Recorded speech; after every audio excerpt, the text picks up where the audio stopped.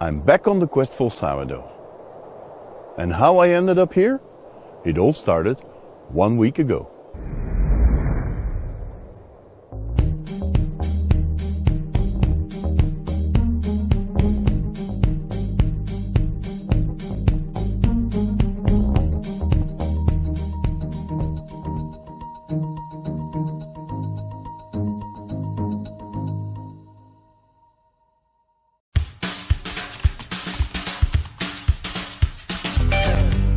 My appetite was stimulated by a sourdough from Seattle that was registered on the Quest for Sourdough website.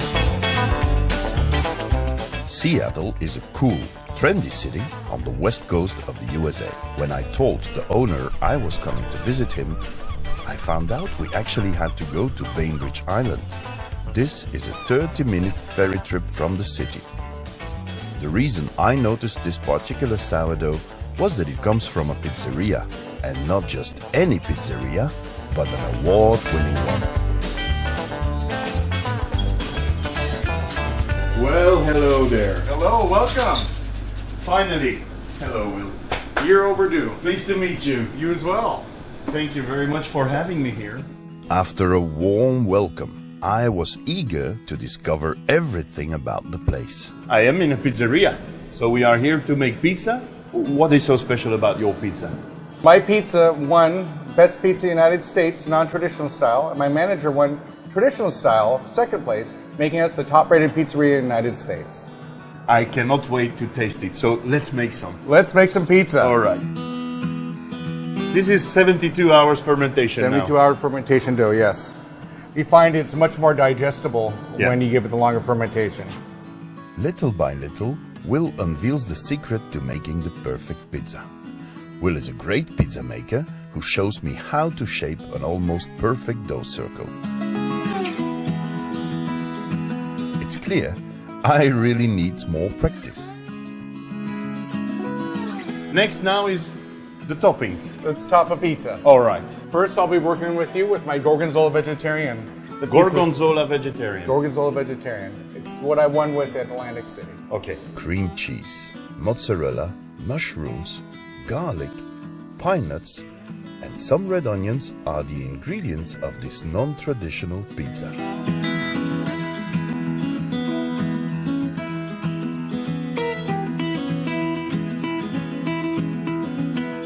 I found if you bake feta, it really dries it out. So if you put it on afterwards and use the heat to melt it, it a nice smooth consistency. And the beauty is you can see in the crust there, and the rise out of it.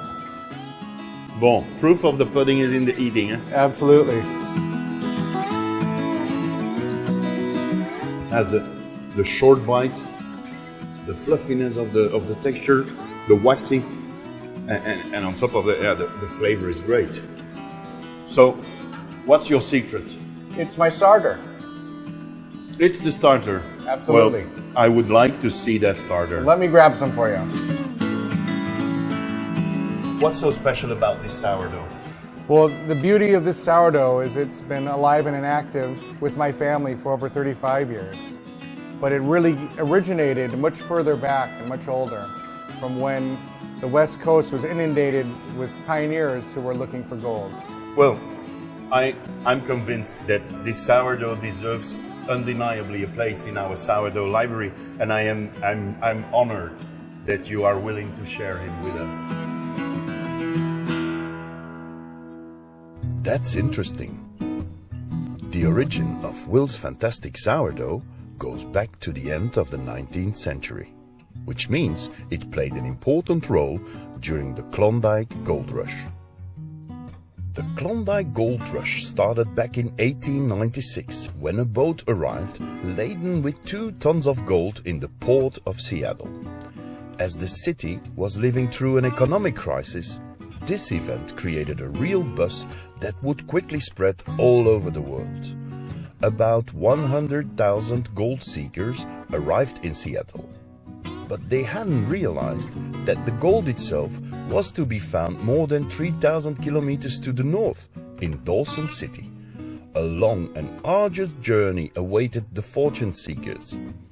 Sourdough would play an important role in this whole adventure, and the best way to discover why is to follow the Klondike Gold Rush route again.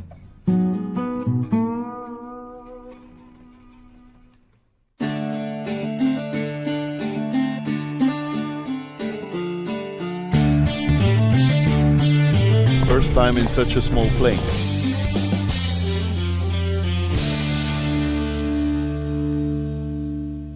Our quest for sourdough takes us up north to Skagway, Alaska.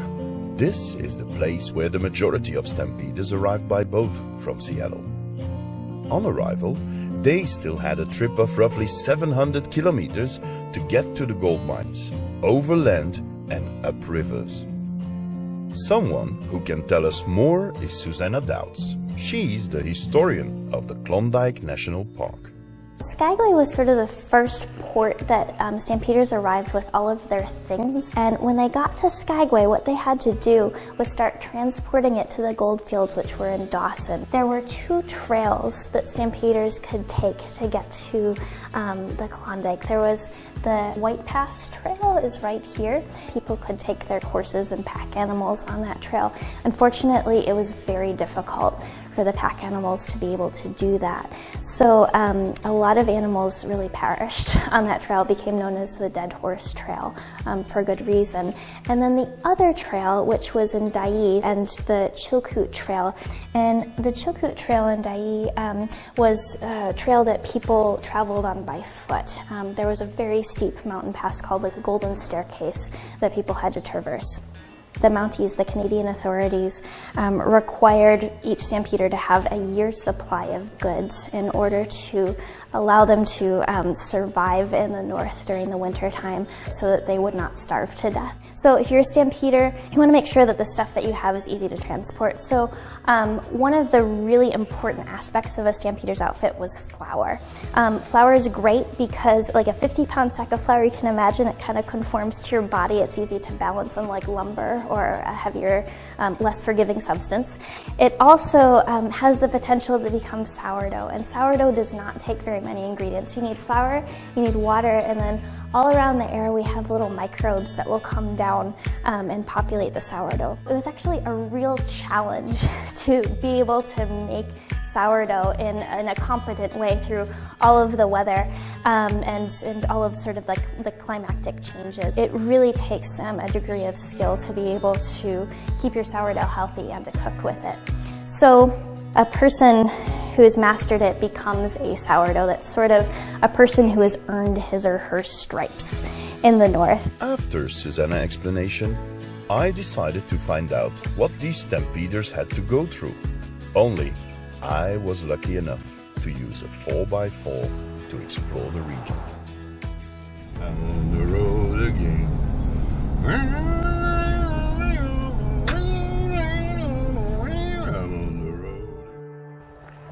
As you can see here on this picture, people were packed. They had some carriages, but they did not realize that they had to drag this up 1,500 stairs to go over the Chilkoot Pass.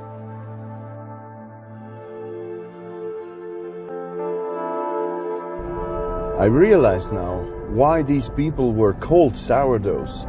If they were able to hike that trail in these conditions, maintain their starter, and bake flapjacks, hotcakes, breads in such weather conditions, you really were able to manage your sourdough. So it showed that you had a lot of expertise. Well done for these guys.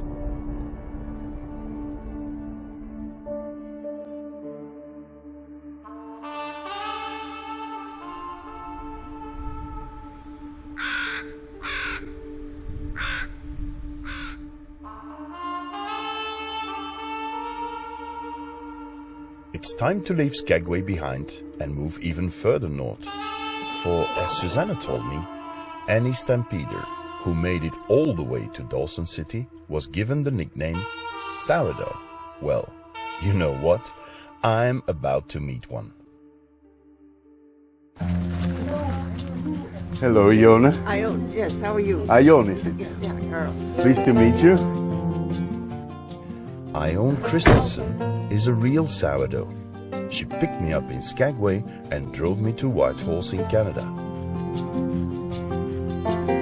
Ione is 85 years young and full of energy and plenty of stories. She was the first female mayor of Whitehorse and is a former senator of Yukon. She actually grew up in Dawson City, but there is more. She has a sourdough that's more than 120 years old. She invited me for breakfast the next day to tell me more about her special sourdough. Ah, Karl, good to see you. Good to see you again, Ione. To my surprise, there is a film crew from CBC News there to welcome us. The quest for sourdough is clearly bigger news than expected in Canada. After they've interviewed us, it's time to discover what Ione is preparing for me. This is our sourdough starter. I keep it in the fridge in this little thing. Always been kept it in there. This is the one. I have it on there. It says, don't throw out, because when you're away on holidays, people look at that and they think, ugh. What is it? What is it? It's something horrible, some scientific experiment, and they throw it out. So I have kept it that way. This is the nose. This is like the wine tasting, you know, smelling. Good? Wow, it's salty. That's because I put salt in it already. Ah. Once I start baking, I start putting stuff in. And I usually put my salt in first, because otherwise, at my age, I forget. And it tastes terrible. So first of all, now I'm going to have to whip up the eggs and then take my beater and go at, and then mix it all into here.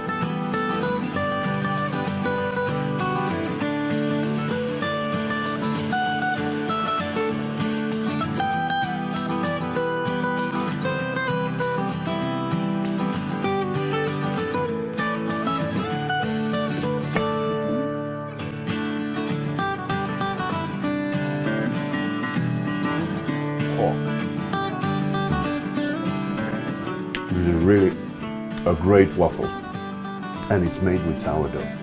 How nice is that?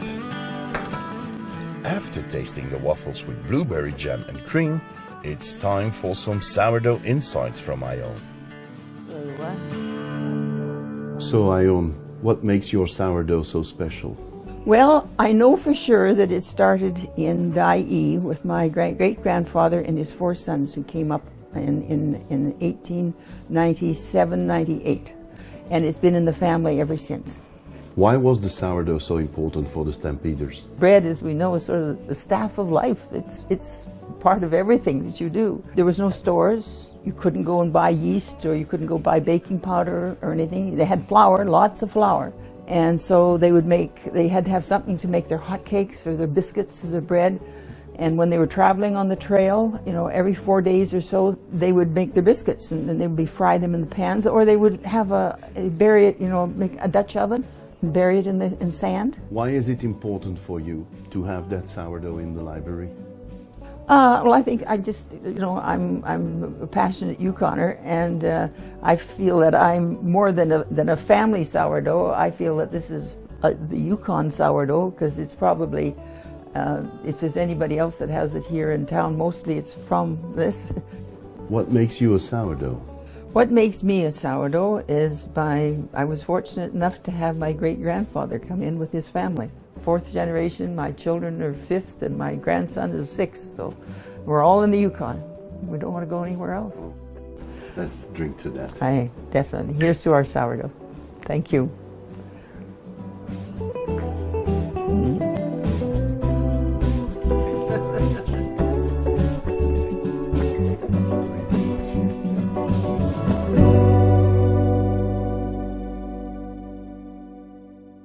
With Ione's sourdough sample and the stomach filled with delicious waffles, it's time for the last lap of our quest.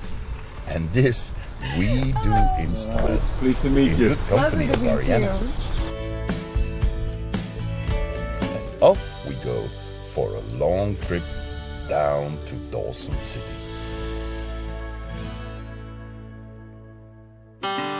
On our last leg of the quest for sourdough from the Klondike, we are traveling from Whitehorse to Dawson City, a trip of over 500 kilometers. My guide on this trip is Ariana Sikorsky.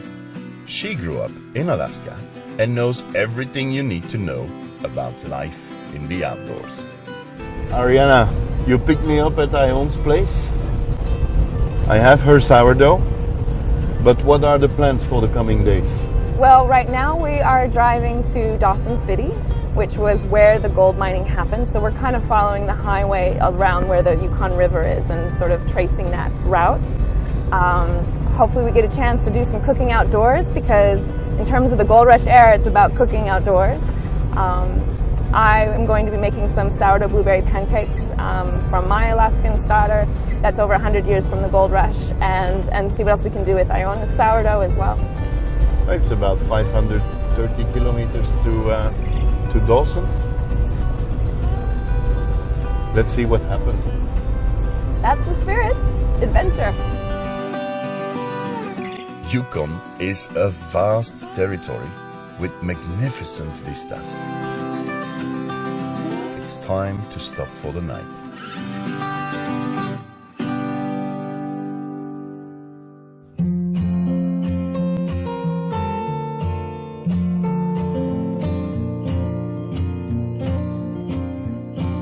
This is the perfect moment to have blueberry pancakes made with Alaskan sourdough. In fact, Ariana has brought her sourdough with her too. This sourdough starter also dates back to the Klondike Gold Rush in Alaska. She's preparing some blueberry pancakes. And according to her, blueberries are best because they slowly release their juice when baking. I start feeling more and more like a sourdough, but I'm not there yet.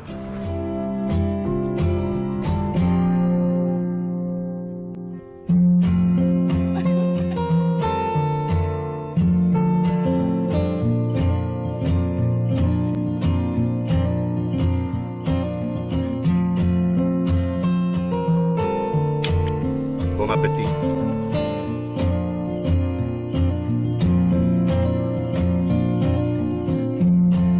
I could get used to this.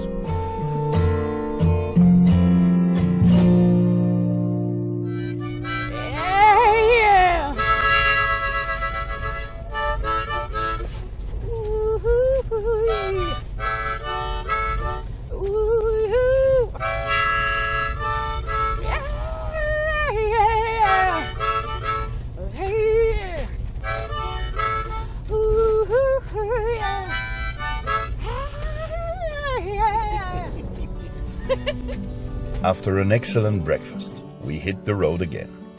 The Yukon River was an important ally for the stampeders as they made their way to and from the gold mines. After months of dragging their goods through passes, finally they could relax a little as they sailed the Yukon. Of course, those who had done their research knew that the trip downriver held its own dangers, like these 5-finger rapids.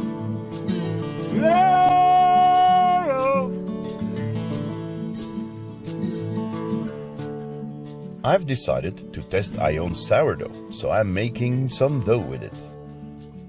For this, I'm using durum flour, water and salt. And I must say, the setting could be worse.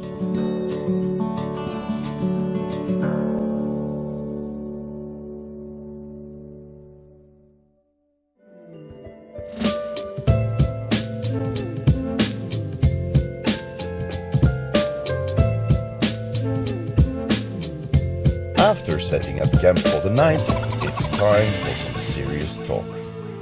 So why do you think your sourdough deserves a place in the sourdough library? Well, two reasons. One is the Alaskan heritage that it has. It is over 100 years old. It was created during the Alaskan Gold Rush time. It was given to my parents actually from a man named Don Partridge, and his grandmother's brother worked in the Gold Rush in Alaska. So that's kind of the foundation it has. But then it has this whole other part that's sort of happened in the last 4 years. of traveling all over the world, about to 14, 15 different countries. But not only traveling, but cooking. So I've stayed with different families and used the flowers in their homes, sometimes hand ground from their wheat fields, and then sometimes bought from a store in a mountain, or up in a mountain, or at different places. And those flowers become part of this starter. And so in some ways, it represents more than just Alaskan culture. It represents a lot of cultures in the world, and reaching out through sourdough to other people. How do you think I should keep your sourdough refreshed in the library if you are constantly using different flowers? I think it would be really interesting for it to continue with different kinds of flowers. You have so many different sourdoughs from all over the world in the library. It seems almost fitting that this would be there to continue that, traveling through different sourdoughs in the world through the flowers that other people use and continuing its journey, learning about other cultures. I don't know if having the different flowers has affected it. All over the world, I get pictures from people in New Zealand to Chile using it, and that would be scientifically what I would love to know, is what's going on in here, and is it affected when different flowers and different cultures come into it. So would it be interesting to have your sourdough analyzed within 5 years again? I think so. The library is all about studying what's inside these cultures, and it would be interesting to compare what's happened, how has it grown and evolved from using these different kinds of flowers in the library. Does it affect it?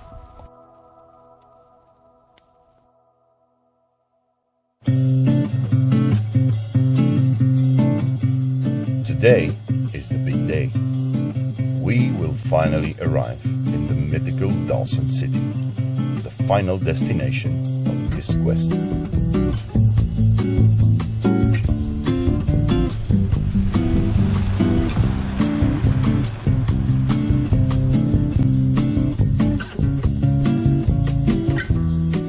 The quest for sourdough brought us all the way down to Dawson.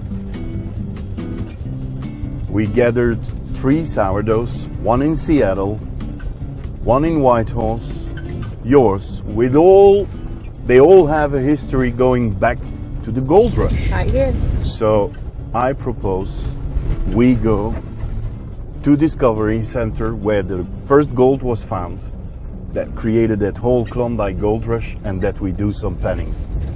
I love the idea. Let's do it. Let's find some gold. Let's find it. Pick your lucky pen. That one? I feel it. That one's yours? There's luck here. This one is mine. Let's go for it. All right. The water is freezing.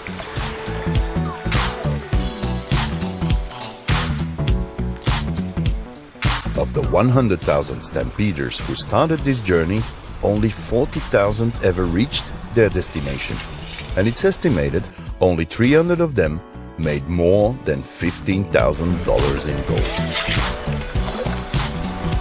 My toes are freezing up. My hands are cold.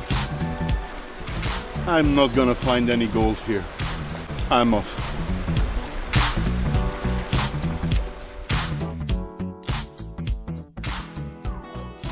We made it to Dawson, but we still have to do something. I bought this little stove in Skagway to bake, because that was the miner's stove. That's what the miners or the stampeders had with them. We are going to bake the bread we prepared earlier. So I would like to ask you to take a piece of dough and just drop it in the pan. It's made with the durum wheat from Canada that we bought, with the starter from Iona. So I'm really curious to see. Yeah, the fire is still going. It will take some time.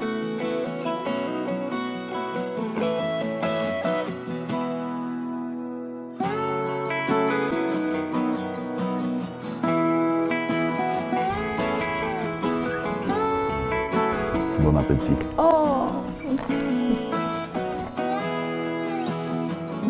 Our quest comes to an end. Yes, we did not find any gold, but we have Will's sourdough from Seattle, Ion's sourdough from Whitehorse, and we have your sourdough. All of them with a link back to the gold rush. I believe that this quest was successful because these 3 sourdoughs have more value than all the gold of the Yukon together. So thank you very much for joining me on this quest, and Thank you for having me. It's been a wonderful journey. Cheers. Cheers.